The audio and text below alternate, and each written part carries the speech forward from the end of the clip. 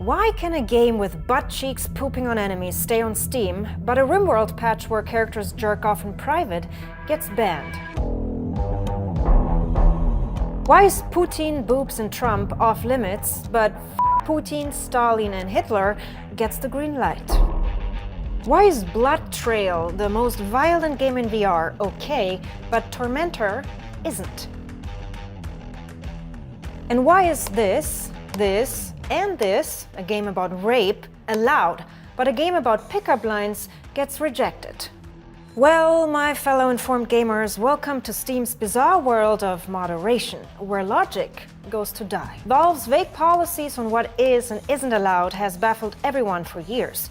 From wrongly banned mods to acid flips and shovelware, Steam's inconsistent moderation is a well-known issue.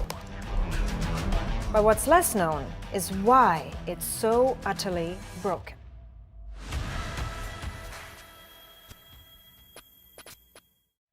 Well, to understand why, you first need some context. Steam isn't just a platform, you know, it's the Amazon of PC gaming, and for small developers, it's the only way to survive. But publishing on Steam feels more like a Russian roulette. Valve, the company behind it, is infamous for its vague, ever-changing rules. One minute they ban pornography, the next they allow everything, only to then ban those again that feature real-life explicit images. The rules don't just shift, they contradict. It's so bad, even politicians are calling out Steam's hands-off approach to content moderation that allows users to glorify Nazism, white supremacy, and school shooters.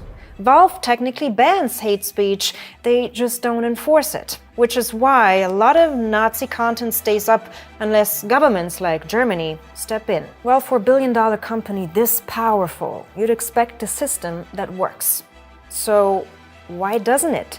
To find out, we need to look a little bit back at where it all started, when Valve first struggled to police its platform. Spoiler, it didn't go well. Steam's moderation mess blew up in 2017. Suddenly, a game about a boy's first look at adult themes vanished from Steam.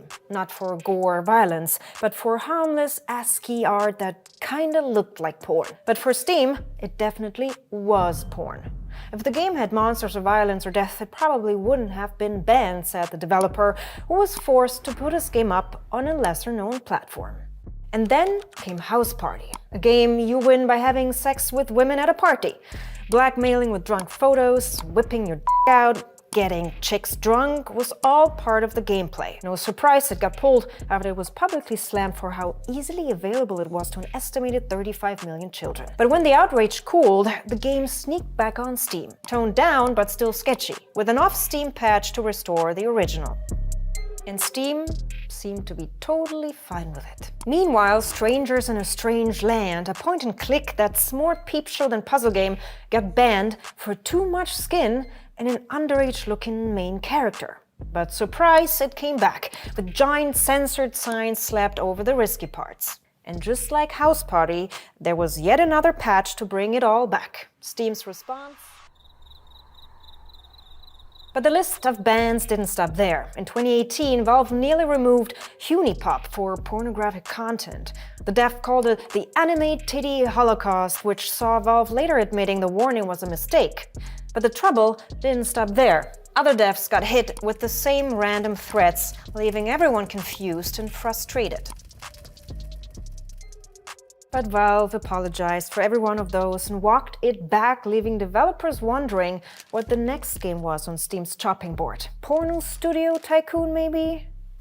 Well, surprise, surprise, no. While other games were banned for way less, Porno Studio Tycoon, a game about building a porn empire, sailed through just fine. Sure, it didn't have explicit nudity, but it was loaded with sexual sounds and barely dressed characters. And yet, Steam never raised an eyebrow. So how is it that smaller developers risk getting banned for a bit of pixelated skin, while the likes of The Witcher or GTA gets a free pass?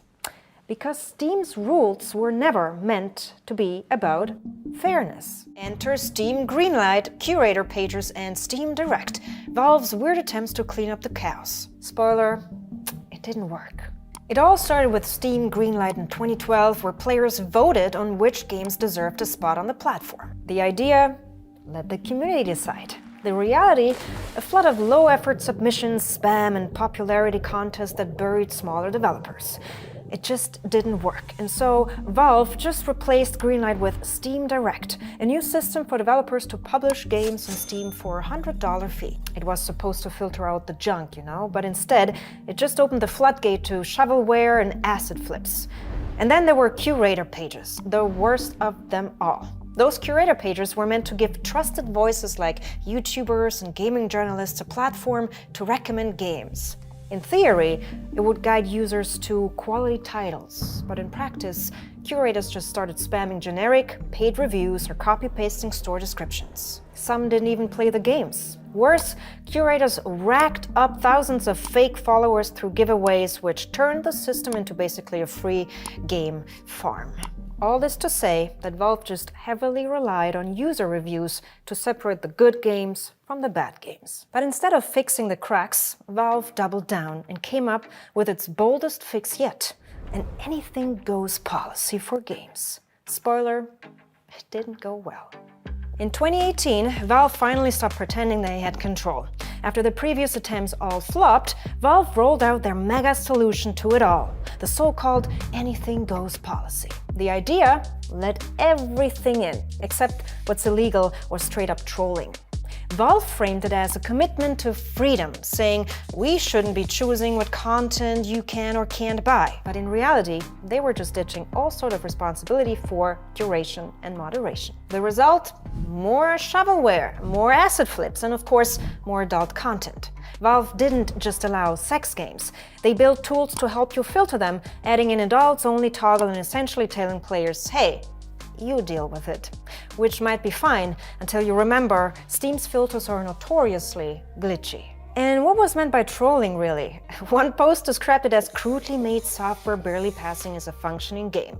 But that's a definition so vague, it created loopholes so big enough to let everything in, from hentai puzzle to boobs battleground. And the numbers say it all. Of nearly 19,000 games launched on Steam last year, over half were limited games, a label Valve uses to describe low-effort junk without calling it low-effort junk. But it wasn't just shovelware clogging the store. Games like Rape Day, which let you sexually assault women during a zombie apocalypse, made it to Steam. Only when advocacy groups accused Gabe of profiting off of gamified sexual violence, only then did Valve ban it, citing unknown costs and risks. It was just another PR fallout that Valve didn't want to afford.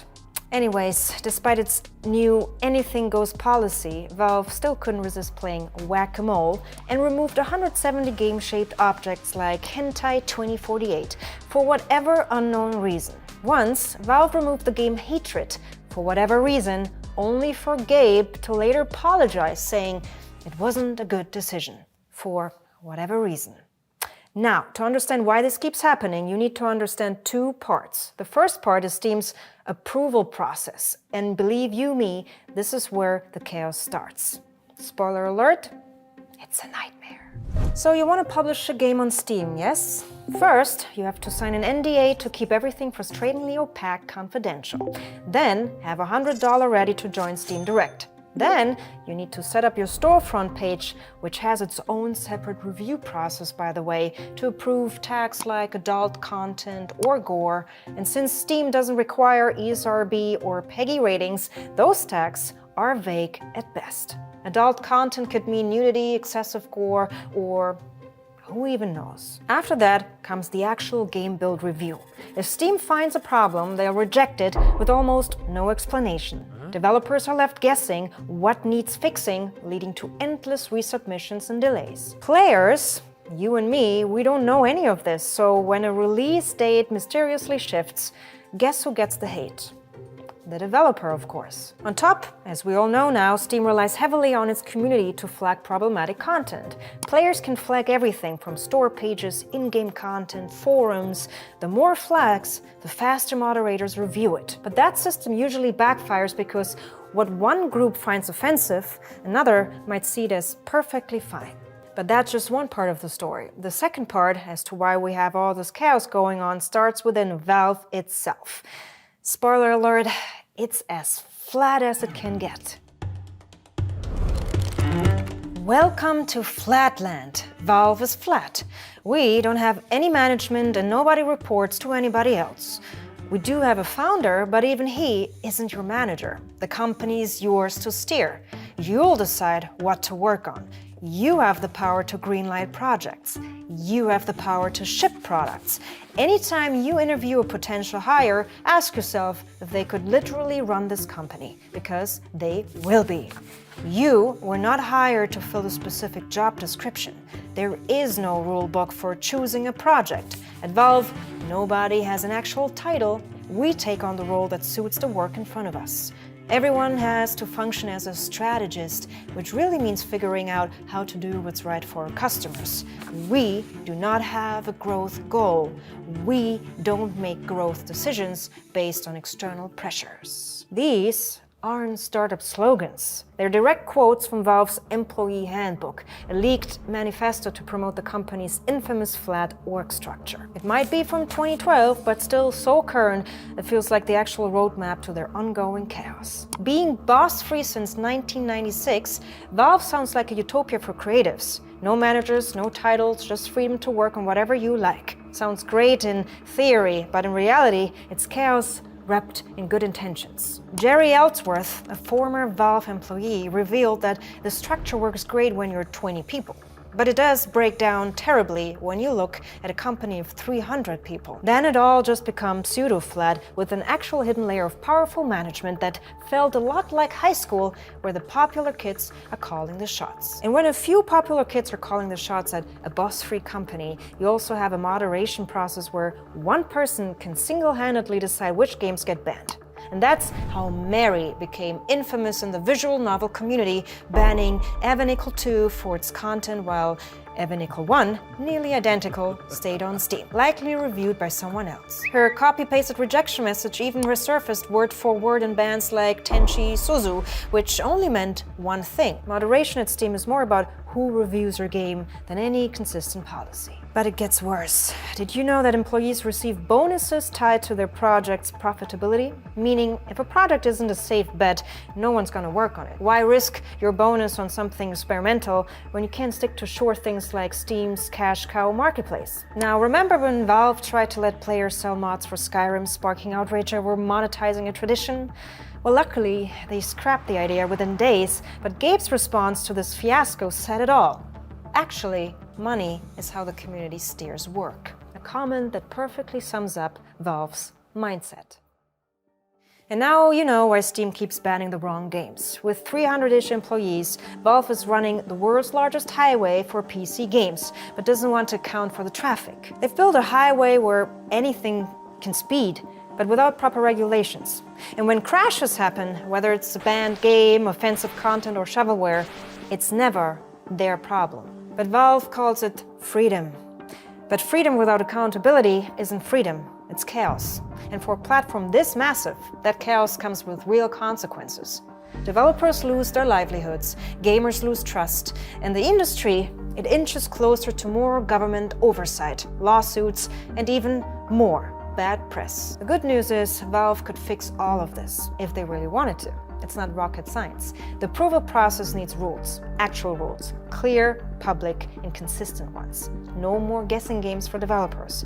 They could bring in AI moderation, hire dedicated staff, and stop letting random employees decide a game's fate. And that flat structure? Well, it sounds cool, but let's be real, it's not working. Valve doesn't need a CEO in every cubicle, but they do need accountability. Give bonuses to teams that also take risks, not just to the people sticking to safe bets. Now, Valve has the money, the talent, and the influence to fix it.